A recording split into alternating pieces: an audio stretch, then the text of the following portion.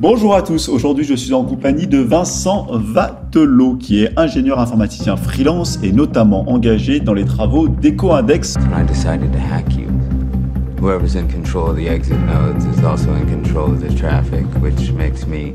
Bonjour Vincent. Eh bien, bonjour à tous. Bonjour Philippe. On se retrouve aujourd'hui tous les deux pour parler d'un sujet d'actualité qui est l'éco-conception. Alors c'est un peu le mot à la mode en ce moment, éco-conception, tout ce qui tourne autour de l'éco. Mais aujourd'hui on va pas du tout essayer de faire un truc pipotage, on va essayer de vraiment rentrer dans le sujet et essayer de comprendre un petit peu ce qu'on peut faire, les enjeux et puis les bonnes pratiques qui peuvent être faites dans la conception.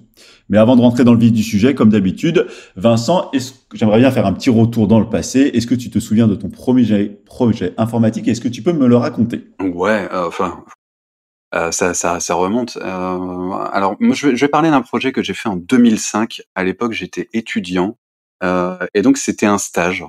Et je bossais dans une petite boîte de sonorisation événementielle. Et bon, entre autres, j'ai participé à la refonte du site internet. Et en fait, à l'époque, je faisais du PHP, mais en mode freestyle. Donc c'était pas du tout le respect des bonnes pratiques. Donc t'avais de tout, C'était la belle t'avais de époque. n'importe quoi. Ouais, c'était la belle époque, ouais. C'était vraiment, tu sais, t'avais les appels en base de données directement dans la page, Bien sûr. etc. Enfin bref, et ça marchait. Franchement, ça marchait. Le site était très bien, etc. Mais maintenant, quand je regarde ça et quand j'y repense avec un peu de recul, je me dis, oh mon Dieu, c'est moche, c'est atroce. Mais voilà, ça faisait le job. Et donc voilà, c'était la première fois où vraiment j'ai mis quelque chose en prod pour une entreprise. Et c'était un bon souvenir? Ouais, c'était un bon souvenir. C'était un super stage parce que mais moi j'étais passionné de musique et je voulais bosser dans ce milieu-là. Et ça m'a permis effectivement de me rapprocher du milieu et puis de faire pas mal de choses. Donc oui, j'ai fait de l'informatique, j'ai fait de la sonorisation, enfin voilà, j'ai un peu touché à tout cet été-là. Et franchement, c'était super, c'était un très bon souvenir. Bon, top. Vincent, est-ce que tu peux te présenter en quelques mots pour ceux qui ne te connaissent pas, ce que tu fais, ton œuvre, tout ce que tu aimes faire et comment t'en es arrivé un peu à travailler un petit peu pour EcoIndex qui va nous intéresser aujourd'hui? Yep. Alors moi, je m'appelle Vincent Vatelot, j'ai 39 ans, je suis marié, j'ai 3 enfants de 11, 7 et 2 ans et demi.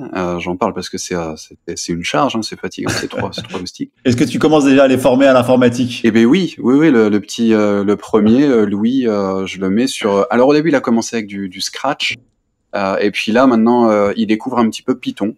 Il y a des plateformes qui sont assez sympas pour ça. Il est pas encore à fond dedans, mais il découvre tranquillement et c'est assez sympa. Donc voilà. Et donc, moi, je suis ingénieur informaticien freelance. Je suis un technophile passionné et engagé, adepte de l'open source. Et en fait, dans ma carrière, moi, j'ai porté différentes casquettes, toujours avec une teinte technique. J'étais responsable informatique, j'étais lead développeur, j'étais tech lead, et toujours, en fait, j'essaie toujours d'avoir une approche transverse. Et puis, en fait, dernièrement, la casquette qui me colle le plus à la peau, c'est la casquette de développeur ascendant back-end. En tout cas, c'est ce qu'on retrouve officiellement sur mon profil LinkedIn, hein. Et là, ça fait maintenant 2 ans que je suis en mission, notamment je travaille pour Bricoman, et on s'est penché sur la refonte du site internet. Mais en même temps, je travaille également, tu l'as évoqué, je travaille pour l'association Green IT bénévolement, et j'ai contribué à la refonte du site ecoindex.fr. Donc on va l'évoquer après. Et sinon après, de façon un peu plus personnelle, moi j'ai toujours pratiqué pas mal de sport quand j'étais plus jeune. Du foot, j'étais gardien de but, du flag football, du hockey sur glace, des sports un peu énervés, tu vois. Mais je me suis un peu calmé ces derniers temps par manque de temps et aussi par manque de problèmes de santé. Et puis sinon, moi j'adore aussi la musique, tu vois, j'en parlais, c'était ma première expérience pro. Je pratique pas mal d'instruments et j'essaie de combiner ça avec ma passion pour l'informatique. J'essaie de faire de la musique assistée par ordinateur, etc. Donc voilà, je combine un peu tout ça et voilà un petit peu mes passions au quotidien. Donc, un parcours bien chargé et t'es plutôt bien occupé, quoi. Ouais, c'est ça. Ouais, plutôt bien occupé. Et du coup là-dedans, alors le sujet d'ailleurs sur lequel on s'est rencontrés, c'est donc toi tu bosses en tant que développeur sur le projet EcoIndex. Ouais. Alors EcoIndex, je vais essayer de te laisser le présenter, mais en gros c'est un des premiers projets qui permet un petit peu d'avoir un avis de ce qu'ils consomment sur un site web ou une application web. Ouais. En résumé, c'est effectivement ça. EcoIndex, c'est un outil qui permet de mesurer l'impact environnemental d'une page web, unitairement. L'idée, c'est que tu vas donner l'URL de ta page sur EcoIndex et tu vas récupérer une note comprise entre 0 et 100 qui va te dire 0, c'est pas bien, 100, c'est exceptionnel. Et tu vas avoir un score entre A et G. Tu sais, un peu comme les Nutri-Score pour les aliments, qui te donne un peu une performance environnementale. Et à côté de ça, ça va te permettre aussi d'avoir une estimation de ton empreinte environnementale en eau consommée par ta page web et l'empreinte aussi en gaz à effet de serre. En fait, comment ça fonctionne EcoIndex? Il va prendre en considération 3 critères de ta page internet. Il va prendre en compte le nombre d'éléments dans le DOM de ta page, le nombre de balises. Il va prendre en compte le nombre d'éléments que tu télécharges, toutes les ressources externes, ça va être les JavaScript, les images, les CSS. Et dernière chose, ça va être la volumétrie totale que tu vas télécharger sur ta page. Et donc, ces 3 indicateurs permettent de modéliser les impacts au niveau du terminal client, au niveau du réseau et au niveau des data centers. Alors, la force et en même temps la faiblesse d'EcoIndex, c'est que c'est très simple. C'est-à-dire qu'effectivement, on va juste voir la page unitairement. Donc, ça permet d'avoir quelque chose de très simple à mettre en œuvre. Par contre, c'est un peu sa faiblesse parce qu'on va juste se concentrer sur ce qui est sur la page. Alors, effectivement, en se basant sur des critères d'ACV, d'analyse de cycle de vie, des données qu'on a, on peut modéliser donc ces impacts. C'est ça en fait le fonctionnement d'EcoIndex. Donc en fait, c'est une formule qui a été créée par Frédéric Bordage. Alors, pour ceux qui s'intéressent à tout ce qui est Green IT, Frédéric Bordage, vous le connaissez sans doute, ça a été un peu l'un des précurseurs du Green IT, et en fait qui travaille sur ce sujet depuis le début des années 2000, qui a fait beaucoup, qui a écrit des livres, qui a fait beaucoup d'interventions sur le sujet, qui continue d'être très actif et qui mène un petit peu le collectif aujourd'hui Green IT. Et en fait, oui, en 2013, il a eu cette idée de se dire, pour mesurer l'impact d'une page, on va essayer de combiner ces 3 facteurs. Et donc, il a déduit une formule qui permettait d'avoir cette note. À partir de là, il a pris les mesures, des statistiques de mesures qu'on avait sur les pages à cette époque. Et en fait, en se basant sur des statistiques, on arrive à comparer la page et c'est ça qui va nous donner cette note. Donc, je vais pas non plus rentrer trop dans le détail parce qu'après, je pense que je vais perdre tout le monde. Mais vous pouvez aller voir, en tout cas sur le site ecoindex.fr, vous verrez, il y a des explications qui permettent de comprendre comment ça fonctionne. On va retrouver tous les éléments. Et en fait, ce qui s'est passé avec ce site, c'est que il a été très bien utilisé. En fait, comme il est très simple, effectivement, tu mets l'URL, tu récupères ta note, ça te permet de savoir si t'es bon ou si t'es pas bon. Et donc, c'était quelque chose de public. Et en fait, il a été bombardé par des entreprises qui ont commencé à scripter de l'analyse. Et en fait, le service a été tellement surchargé, tellement demandé, qu'on l'a coupé en 2019 parce que en fait, c'était pas tenable. Donc, entre-temps, le collectif a travaillé sur une refonte du site EcoIndex, donc une refonte au niveau du front, mais aussi au niveau du back, pour essayer de bien tenir la charge, etc. En fait, c'est là moi où je suis arrivé dans l'histoire. À l'époque, en fait, j'avais développé un outil, c'était un script en Python, parce que ce que je voulais, c'était être capable d'analyser toutes les pages d'un site et de récupérer l'EcoIndex pour en faire des mesures statistiques. Ouais, c'est ça. Et donc pour dire, ok, toutes les pages du site, en tout cas en grosse partie, par exemple, j'ai une note D. Mais alors pourquoi j'ai une note D sur toutes ces pages? En fait, ça me permettait de voir, ok, c'est parce que on fait énormément de requêtes, ou alors parce que les pages sont trop compliquées, et donc on a beaucoup d'éléments dans le DOM. Donc moi, ce que je cherchais à faire, c'était ça, c'était faire une analyse statistique. Et en fait, j'ai mis ça en open source sur GitHub.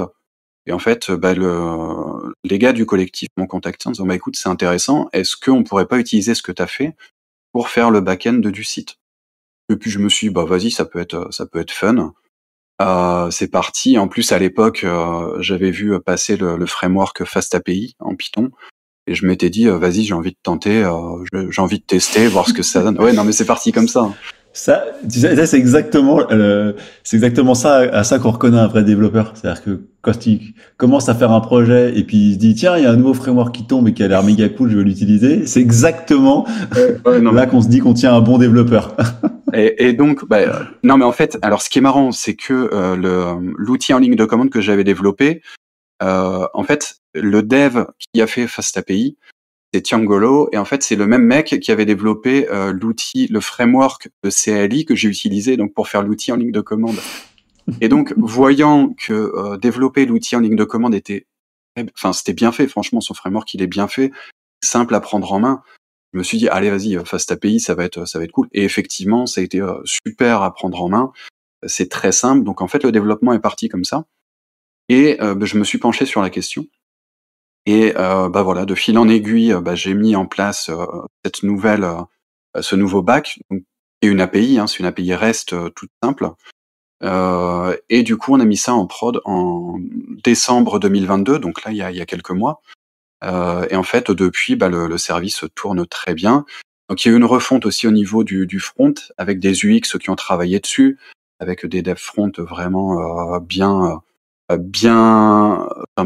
taillés pour tout ce qui est éco-conception, etc. Donc, avec toutes les bonnes pratiques.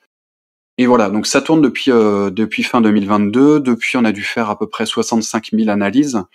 Et en fait, la semaine dernière, on l'a présenté, il y avait un webinaire du collectif. En fait, on a présenté un petit peu la toolbox avec tous les outils. Et en fait, ce qui est bien, c'est qu'avec cette API REST, mais du coup, ça nous a permis aussi de proposer d'autres outils. Donc, on a redéveloppé un petit plugin que tu peux mettre dans le navigateur. Et en fait, quand tu navigues, tu vas voir très facilement la page, est-ce que tu as un éco-index qui est déjà enregistré en base de données ou pas. Tu peux relancer aussi facilement une analyse. Et pareil, en fait, on a fait un petit badge. Donc, si tu veux mettre en avant la note que tu as sur ton site, et en fait, t'as juste deux lignes de HTML à mettre, et ça va télécharger un petit script, et ça fait le job. Donc, c'est un petit peu là, un petit peu l'histoire de comment j'en suis arrivé à bosser sur EcoIndex, et puis ce que j'ai pu amener un petit peu depuis, quoi. Et je le précise, Vincent, c'est un projet open source. Ouais, tout à fait. Donc t'es pas là pour vendre quelque chose, Ah non. c'est juste parce que t'es convaincu qu'il y a des choses importantes à faire dans la partie éco-conception. Non, mais c'est important de le préciser. Moi je vous invite à tous ceux qui écoutent à aller se renseigner sur EcoIndex. Vous tapez EcoIndex sur Google, vous allez trouver le projet. Nous on l'utilise en interne depuis quelques temps déjà. Alors c'est vrai que nous on a plutôt eu l'usage de l'utiliser en tant que plugin navigateur, Ouais. parce que ça correspondait plus à l'usage qu'on en avait. Mais c'est très bien fait, c'est très simple d'utilisation. Et même si vous comprenez pas toutes les règles, un peu à la manière, j'allais dire d'un Lighthouse sur la partie performance, il va vous expliquer tout ce que vous pourriez faire pour potentiellement améliorer. Ouais, tout à fait. Là, t'évoques voilà. effectivement le plugin Green IT Analysis, qui est effectivement donc un autre plugin que tu peux utiliser directement dans ton navigateur et qui va être super utile parce que en plus de donner la note EcoIndex, il va te donner aussi toutes les bonnes pratiques. En fait, le collectif, donc collectif numérique responsable, dont je fais partie aujourd'hui et qui dépend de l'association greenIT.fr, on travaille sur différents sujets. Donc il y a EcoIndex, mais tu as aussi un référentiel d'éco-conception, enfin en tout cas un référentiel web. Il va te donner 115 bonnes pratiques. Alors, pour les connaisseurs, vous avez sans doute découvert le livre de Fred Bordage, 115 bonnes pratiques web. Et en fait, pour la dernière édition, ce qu'on a fait, c'est qu'on l'a travaillé collectivement. Donc, tu vas le retrouver sur GitHub, effectivement, dans le GitHub du collectif. En fait, il y a eu plein de discussions sur est-ce que tel indicateur est encore d'actualité, quel seuil on peut mettre, etc. Et donc, tu as toutes ces bonnes pratiques à disposition et le plugin Green IT Analysis te permet effectivement de te dire est-ce que tu es vert, est-ce que tu es rouge.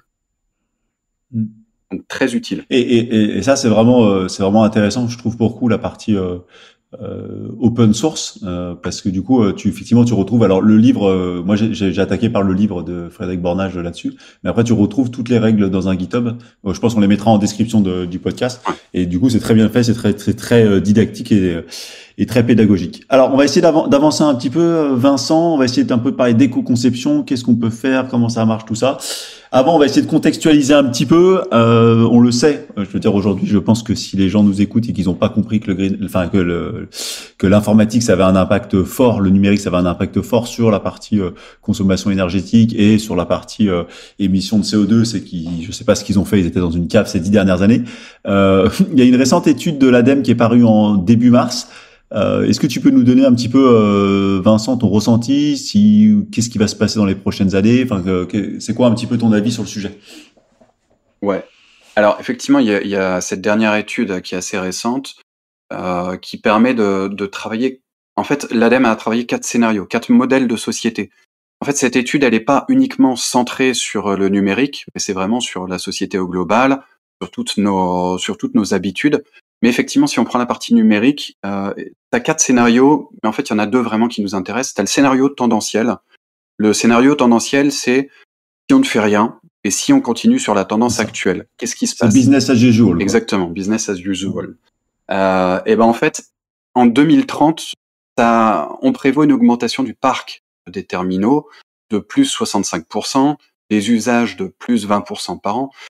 Et en fait, si tu te projettes vraiment à 2050, ça fait une augmentation de 370% des émissions de gaz à effet de serre, 120% d'impact des matières, 163% de consommation énergétique. Donc voilà, en gros, c'est insoutenable.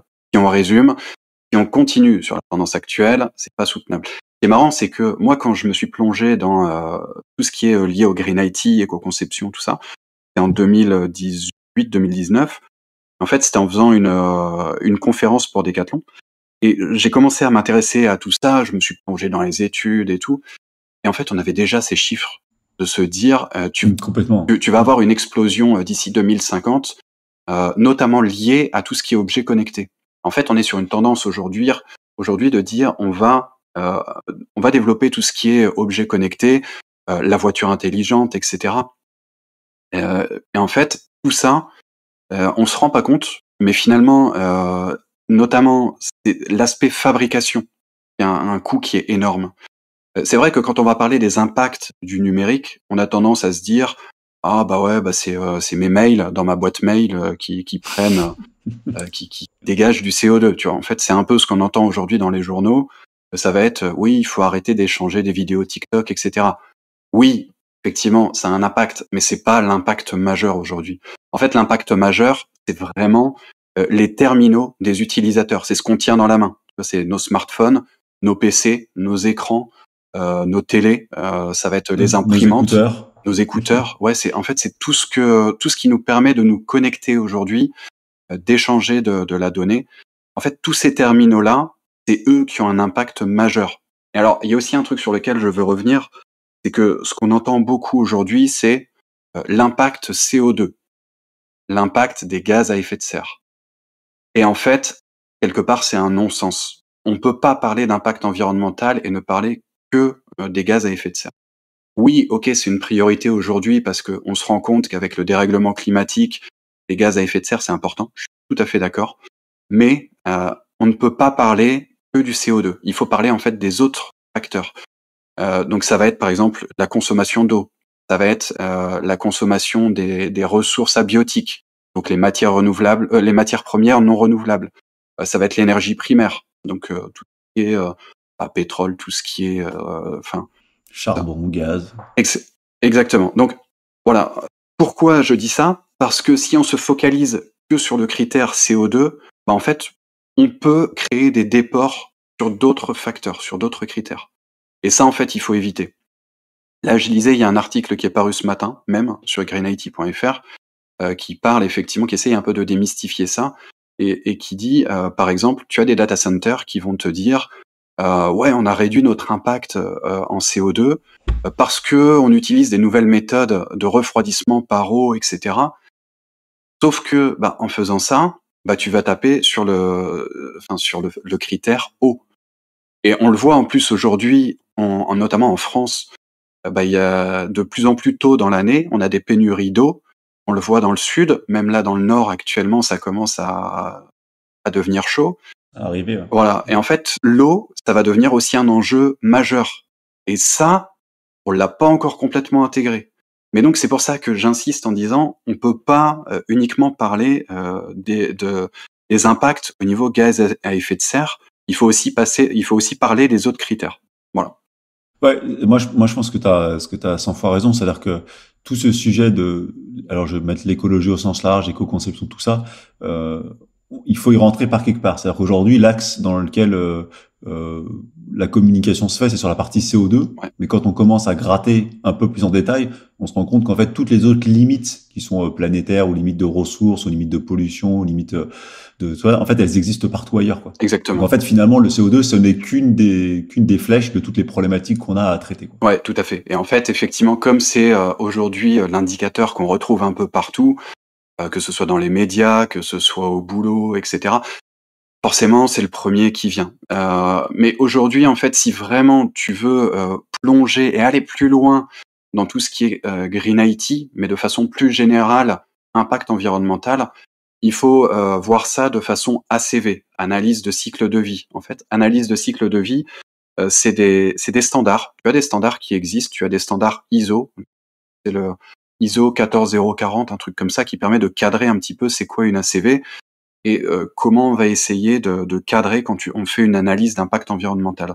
Donc c'est pour dire on va on va pas se focaliser sur une étape de vie, ça peut être par exemple d'un projet en particulier, mais on va essayer de traiter le projet dans son ensemble, c'est-à-dire de la naissance jusqu'au berceau.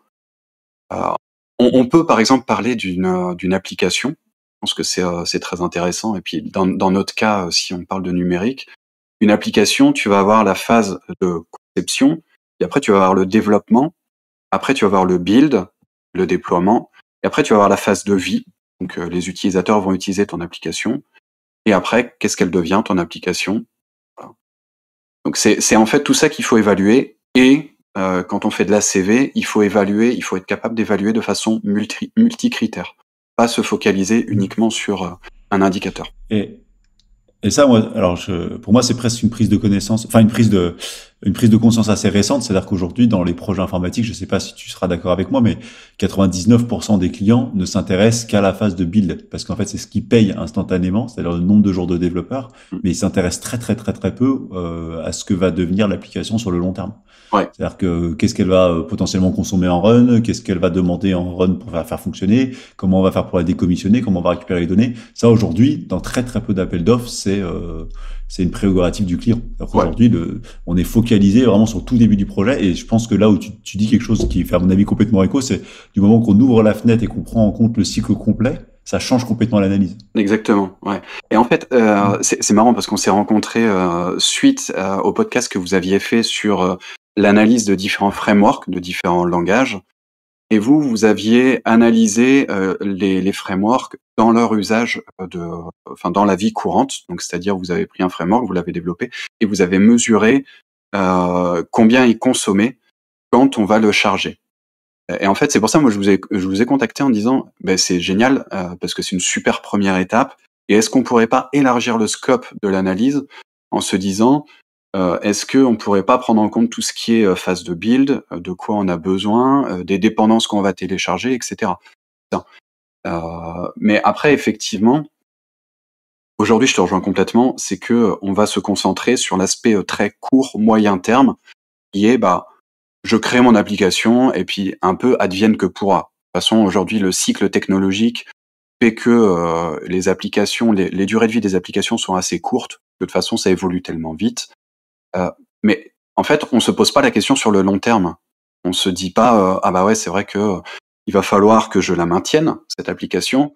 Il va falloir que je fasse toutes les mises à jour parce que tu vas avoir aussi des questions de sécurité.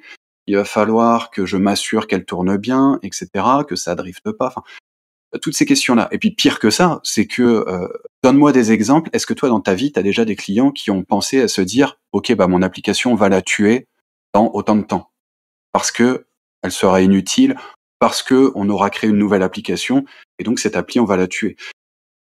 Franchement, je suis sûr que tu as plein de personnes, plein de Moi, clients ouais. qui font leur application et puis même parfois, tu sais, ils oublient de les, de les couper, quoi. Et je suis sûr que tu as des trucs qui tournent sur Ouais. des serveurs qui sont Ah complètement bah, inutiles. Et je vais te prendre le même. Alors pour les clients, c'est certain, mais nous en interne, ça a été le même le cas. C'est-à-dire que quand on a commencé à vraiment à se mettre sur les sujets d'éco-conception, de sobriété essentiellement, on s'est rendu compte qu'on avait des applications qui étaient utilisées, qui tournaient 24/24 pour un gars qui une fois dans le mois allait faire un truc dessus dont il n'avait pas vraiment besoin, quoi. Et ça, c'est vrai dans toutes les organisations, quoi. Ouais, tout à fait. Et comme tu dis, on ne pense pas au cycle de vie. On ne pense pas au cycle de vie. Et d'ailleurs, je fais écho à un peu ce qu'on a vu avec le RGPD. Alors, j'ai beaucoup de gens qui ont critiqué le RGPD, mais je trouve que c'était la bonne approche, c'est-à-dire de repenser au cycle de vie. Ça, on faisait pareil, on pensait pas au cycle de vie de la donnée. Maintenant, avec le RGPD, on commence à penser au cycle de vie de la donnée, et je pense qu'il va falloir qu'on fasse pareil dans les applications, quoi. Ouais, De la même manière, quoi. tout à fait.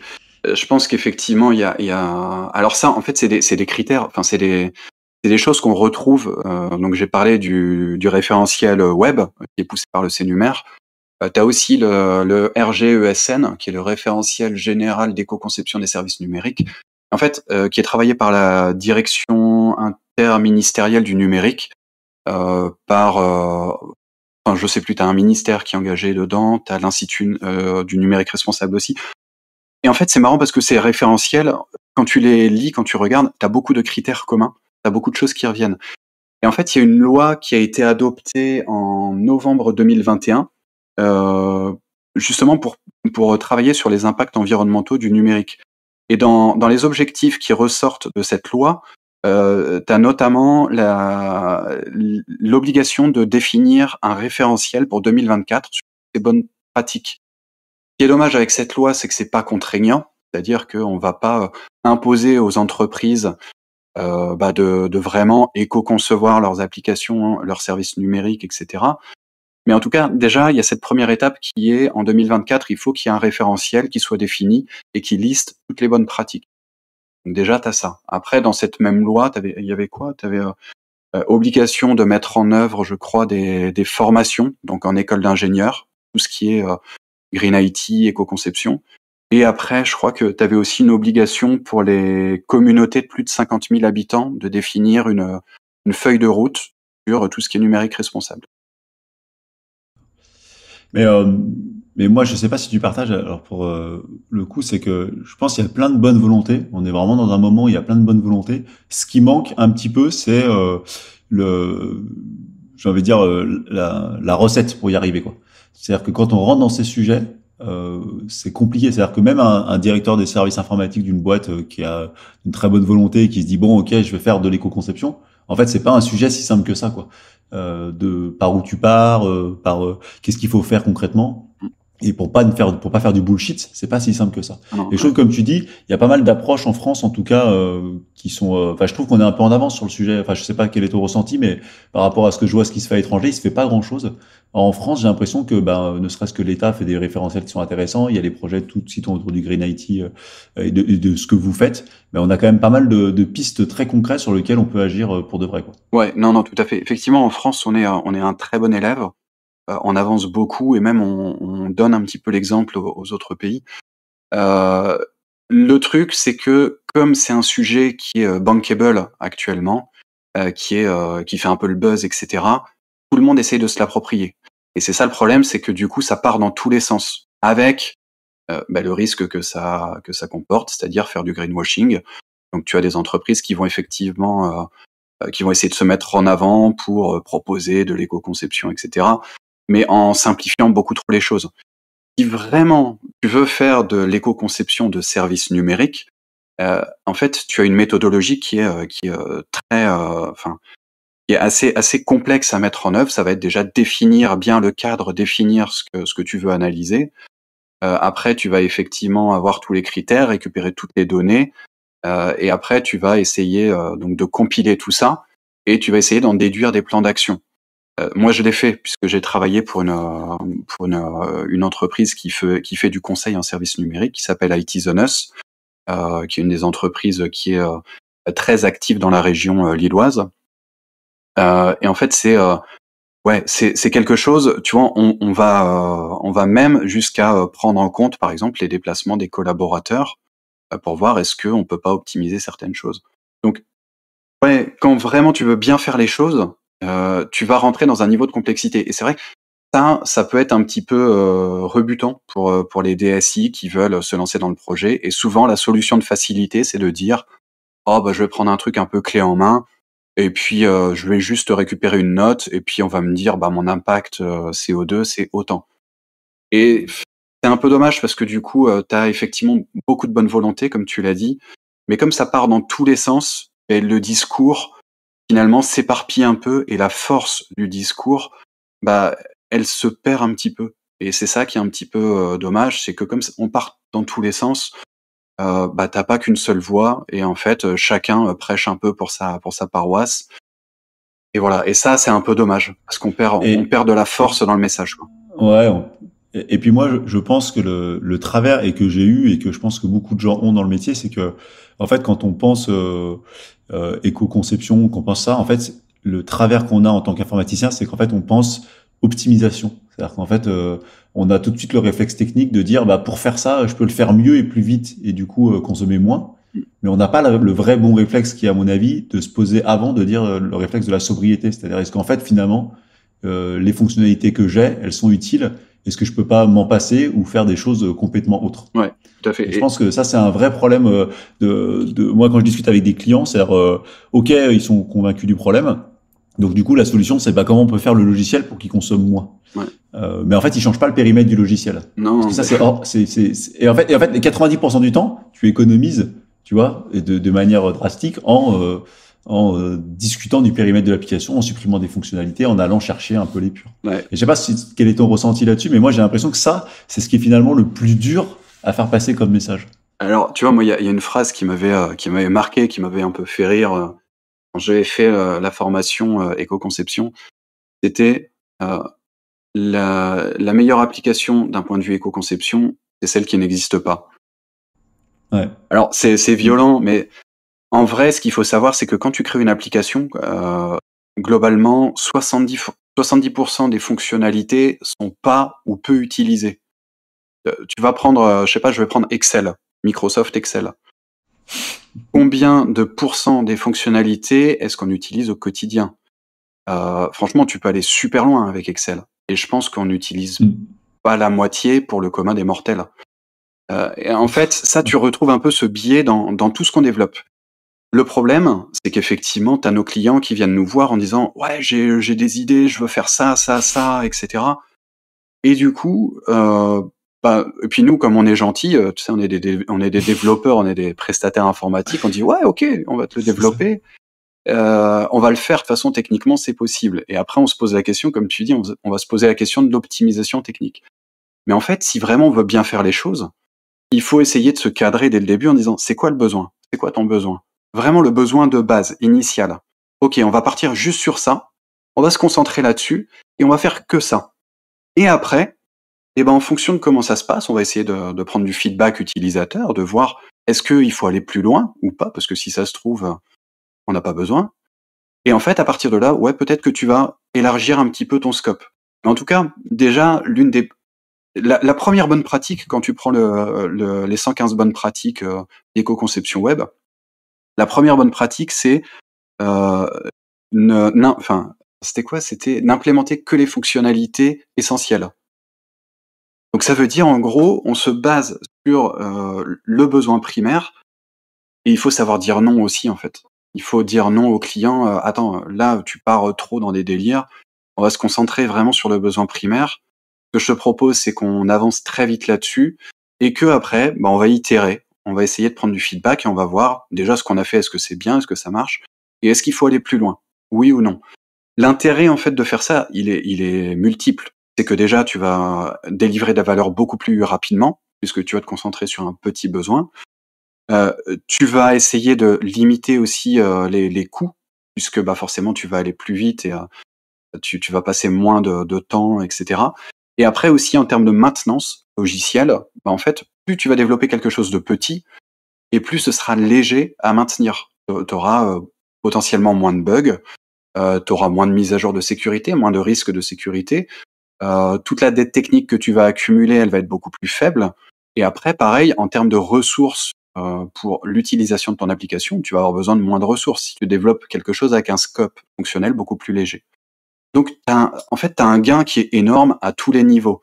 Et se dire, on fait de la sobriété, donc quelque part, c'est un peu la base de l'éco-conception, c'est vraiment se poser les bonnes questions dès la naissance du projet. Et ben en fait, tu as un gain à tous les niveaux. Ça va être au niveau financier, au niveau humain, au niveau temps passé, et même derrière, en fait, ça va être aussi sur la réflexion et sur l'évolution de ton projet, puisque tu vas te concentrer vraiment sur la fonctionnalité de base, et après tu vas te poser des questions, et en fait ça découlera naturellement sur comment je fais évoluer mon produit.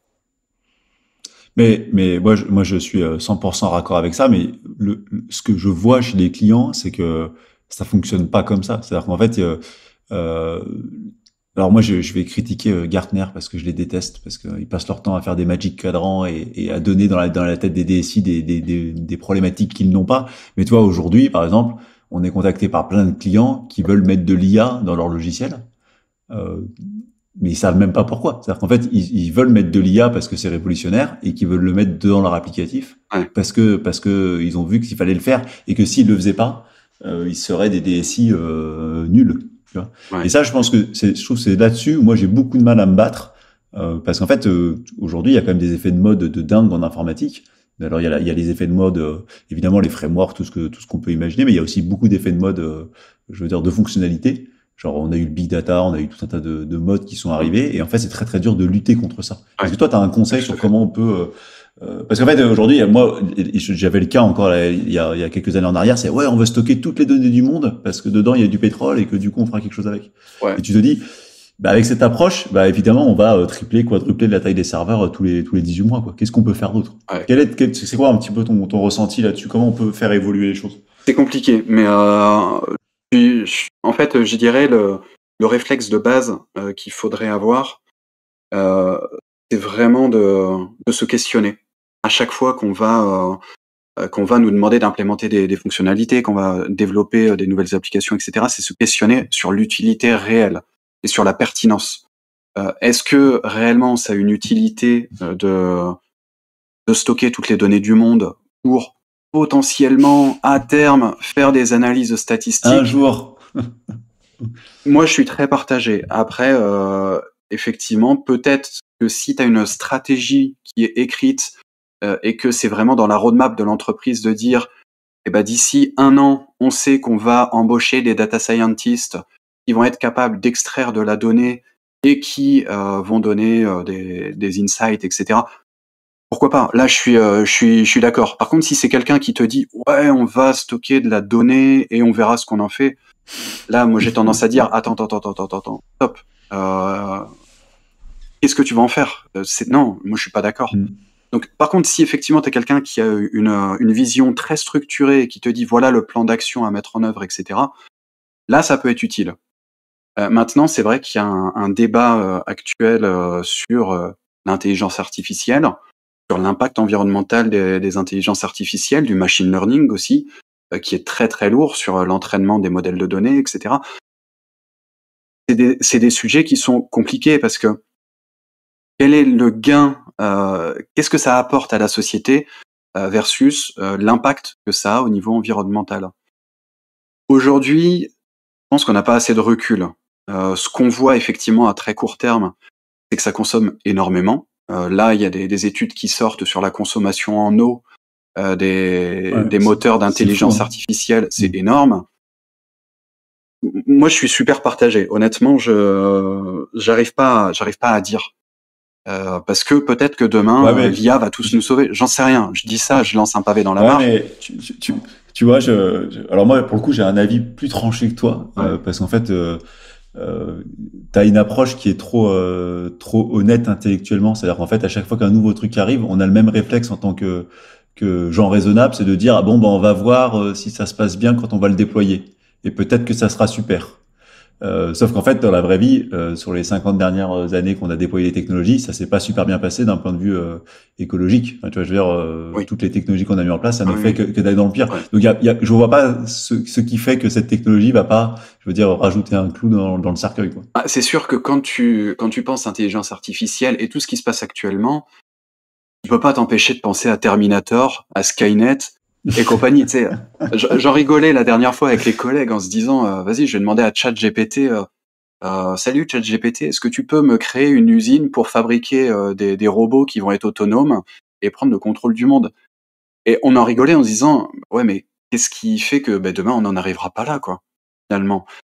Ouais, forcément. Mais bon, je dérive un peu, je suis désolé. Je pars un peu dans des délires. Non, non, non, mais en tout cas, moi, je partage pas le constat des gens qui pensent que grâce à ça, on va faire des gains substantiels sur la partie écologique. On voit bien que de toute façon, plus on avance, plus ce qu'on demande à la machine prend ne serait-ce que de l'énergie pour le faire fonctionner, parce que plus on Ouais. fait de calculs, plus ça consomme. Et on voit pas bien où cette technologie peut nous faire des gains d'efficience tels que ça consomme moins. Ouais. Mais bon, Ouais. peut-être que je suis extrêmement pessimiste sur le sujet, quoi. Non, Au-delà de tous les bienfaits que ça peut apporter, parce que c'est méga cool et parce que c'est vrai qu'en tant qu'informaticien, on est bluffé, quand même. On reste bluffé par la technologie. Ouais, tout à fait. Mais je pense que il va y avoir quand même des cas d'usage où ça va pouvoir apporter des choses qui vont vraiment faire du bien à l'humanité, etc. Mais c'est vrai qu'aujourd'hui, on est dans la vague un petit peu d'effervescence, un petit peu de buzz. Ça part dans tous les sens, c'est génial. Et puis ChatGPT, tu lui demandes des trucs, il te fait le café, tout ça. Très bon. C'est terrible. Donc on est en pleine phase d'exploration et prendre du recul aujourd'hui, c'est très compliqué. Il y a un truc qui est marrant qui revient souvent quand on demande de faire une analyse d'impact environnemental, que ce soit pour des sites internet, que ce soit pour des services numériques, enfin, et même de façon générale pour tout. La question c'est qu'est-ce qu'il vaut mieux faire? Est-ce qu'il faut mieux, par exemple, utiliser telle techno et pas telle techno? La réponse qui revient toujours, c'est mais ça dépend. Ça dépend. Ça Et dépend. en fait, c'est là où c'est très compliqué, toutes ces questions liées à l'impact environnemental. C'est que être capable de dire est-ce que c'est un bien ou est-ce que c'est un mal, eh ben ça dépend. C'est compliqué. Ouais, c'est très compliqué. Il faut prendre beaucoup, beaucoup de facteurs en compte. C'est très compliqué. Et tu vois, je fais le parallèle à ce que tu dis, par exemple, sur les frameworks. Tu sais, tu l'as dit, nous, on a étudié la consommation des frameworks. Euh, et en fait, est-ce que du coup, ça permet de classer les frameworks en disant celui-là, il est mieux? Bah, pas vraiment, en fait.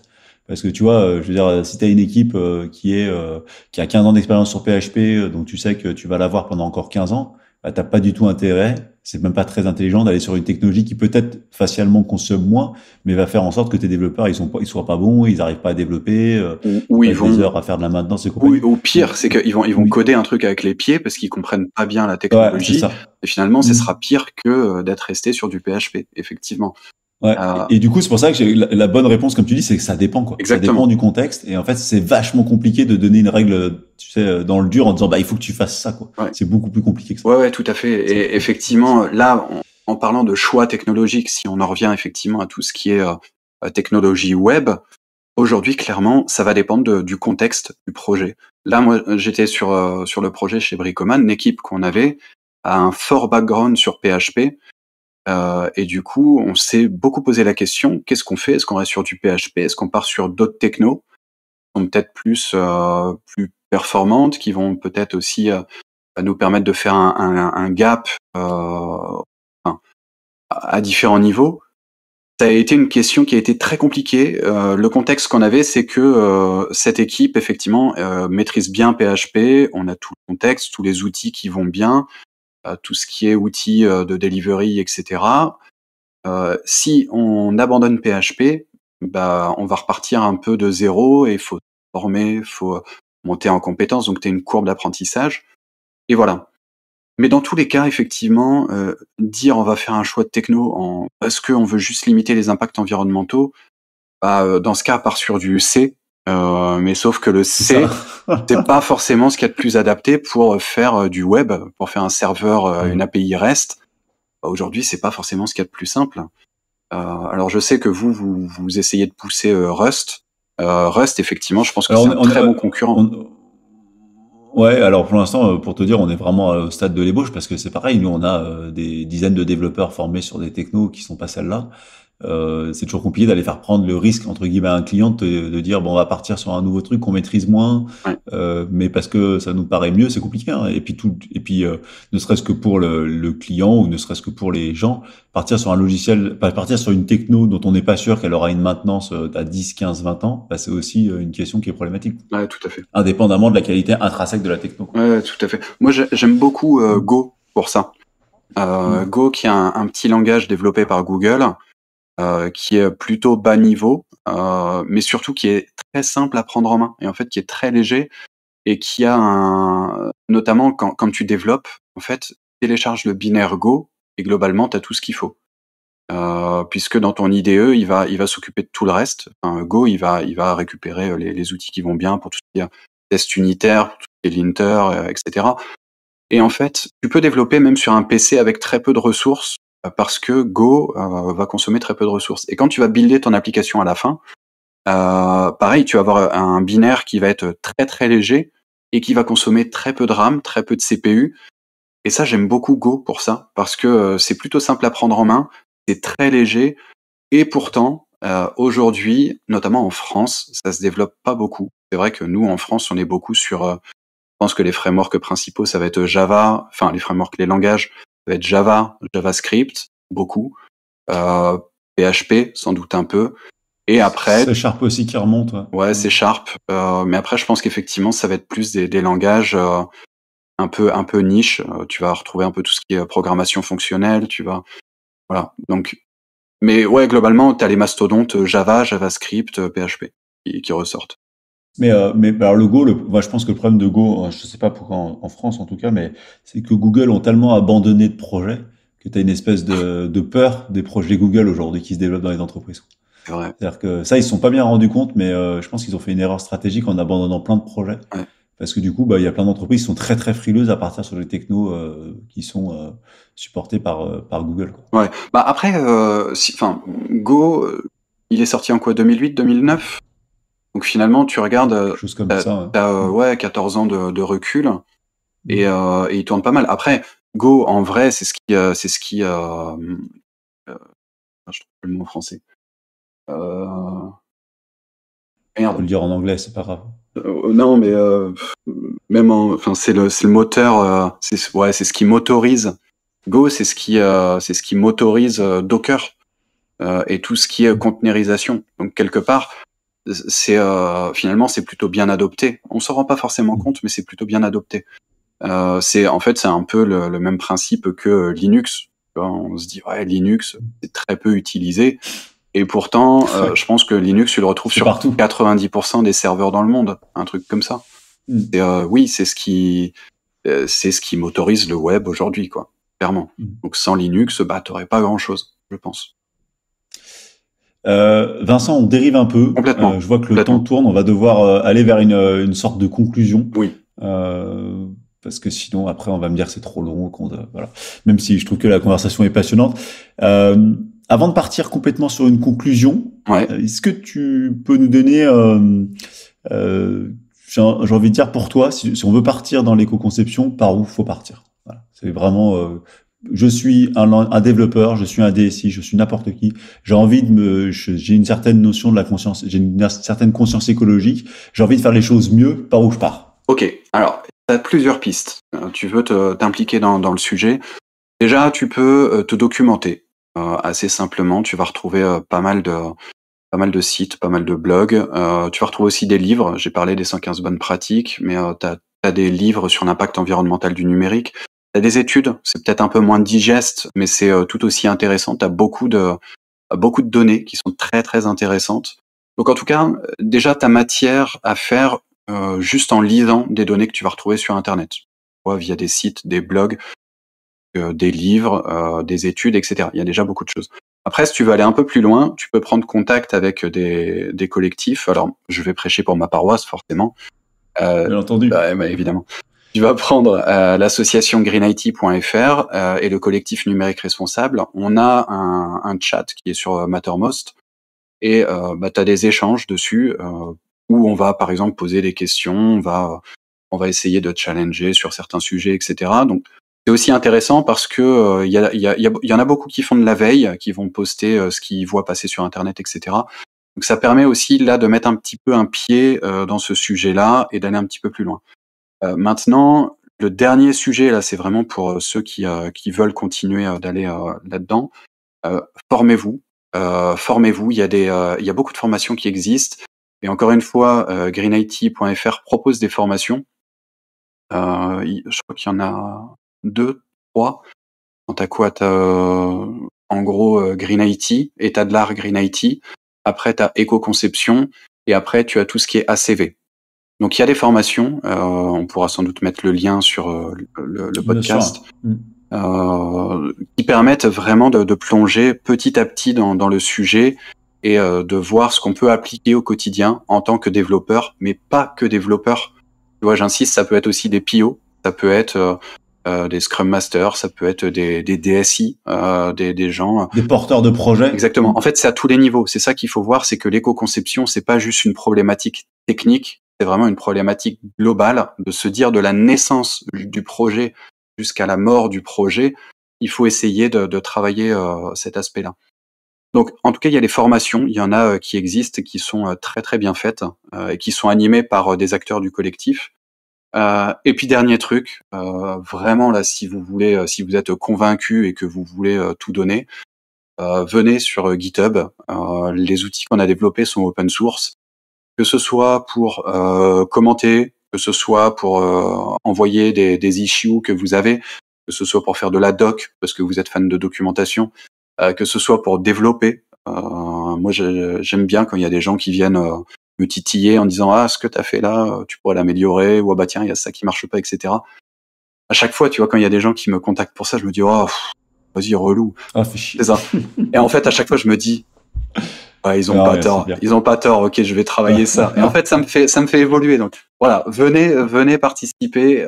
Clairement, les projets sont open source et ça nous fait plaisir d'accueillir des nouveaux devs, des nouvelles personnes qui veulent contribuer.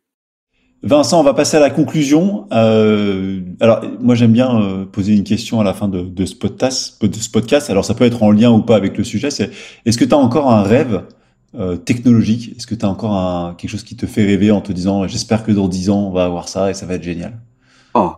Franchement, elle est compliquée, cette question. Je l'avais vue dans la préparation et j'ai toujours pas de réponse. Vraiment. Je dirais que au niveau technologique, mon rêve, c'est qu'on arrive à revenir aux basiques. C'est-à-dire que là, ce que je constate depuis plusieurs années, c'est que tu as une dérive permanente des usages du numérique et que honnêtement, ça va pas dans le bon sens. Et tout ce que je voudrais, c'est qu'on arrive à changer le cap et à revenir sur quelque chose de réellement utile pour l'homme, pour la planète. En gros, que tout ce qu'on développe dans le numérique aille directement dans le sens de on fait quelque chose pour les hommes et pour la planète. C'est ça mon rêve. Et quand je vois des projets comme le métaverse, par exemple, je me dis mais mince. C'est fini. Je pense que là, c'est fini. J'ai l'impression que c'est plutôt mal parti. Mais honnêtement, je me suis beaucoup posé la question qu'est-ce que ça nous apporte concrètement? Et je vois pas de réponse. Je vois pas de réponse. Et je me dis des projets comme ça, il faut pas qu'ils vivent quoi. C'est pas possible. Donc voilà. Moi, mon souhait le plus cher, c'est que la technologie évolue réellement dans le sens du bien-être au global pour tous et pour tout le monde. Ça paraît déjà ambitieux. Si on arrive à faire ça, ça serait génial. C'est ultra ambitieux. Ouais. Vincent, est-ce que tu as un dernier conseil à donner pour nos auditeurs, des gens qui sont passionnés d'informatique, qui peuvent être surtout, alors moi, mon conseil personnel, c'est toujours prenez le temps d'étudier les sujets, de lire et de vous renseigner. Mais quel est ton conseil, toi, que tu pourrais donner à tous ces gens qui débutent potentiellement dans le métier de l'informatique ou qui sont des vieux briscards depuis 20 ans? Alors, je suis tout à fait en phase avec toi. Renseignez-vous. Ne prenez pas les informations pour argent comptant. Ça, effectivement, c'est actuellement, en plus, on le voit de plus en plus avec tout ce qui est fake news et compagnie. Enfin, ça part dans tous les sens. Donc, ne lisez pas juste les titres des articles. Ça, Ou la vidéo de 30 secondes qui résume, ça suffit pas. C'est ça. Non, mais généralement, c'est pire que ça, c'est que les médias sont spécialistes pour faire des titres super accrocheurs, mais qui mangent la moitié du sujet. En tout cas, il y a quelque chose là-dessus. Et après, moi, un conseil plus personnel, c'est faites des side projects. Faites des side projects. C'est ultra important. Prenez des petits sujets qui vous intéressent et testez. Faites des trucs parce que ça va vous amener énormément. Ça va vous amener de la réflexion. Ça va vous amener à tester des technologies. Ça va vous amener à rencontrer d'autres personnes, mais faites des side projects. C'est ultra important pour moi. Et même si vous les finissez pas, on perd pas son temps à faire des side projects. Ouais, je suis plutôt d'accord. Mais c'est mieux si on les termine. Vincent, merci. Je pense que tu vois, en discutant avec toi, je me dis qu'il faudrait qu'on se refasse une émission dans quelques temps parce qu'on n'a pas abordé un dixième des sujets qu'on s'était dit qu'on allait aborder. Mais je pense qu'on aura le temps de le refaire. En tout cas, merci, c'était super intéressant de discuter avec toi et j'espère que ça a plu à tous nos auditeurs. On mettra évidemment dans les liens de ce podcast tout ce qui est tous les liens dont on a parlé, le Green IT, Coindex, les différents livres dont on a parlé. Pour que vous puissiez aller un peu plus loin sur la thématique. Vincent, merci. Un grand merci à toi pour l'invitation. C'était un plaisir de participer à ce podcast. À bientôt tout le monde, peut-être. Et puis n'hésitez pas, si vous avez des questions, à nous contacter sur le GitHub du collectif numérique responsable.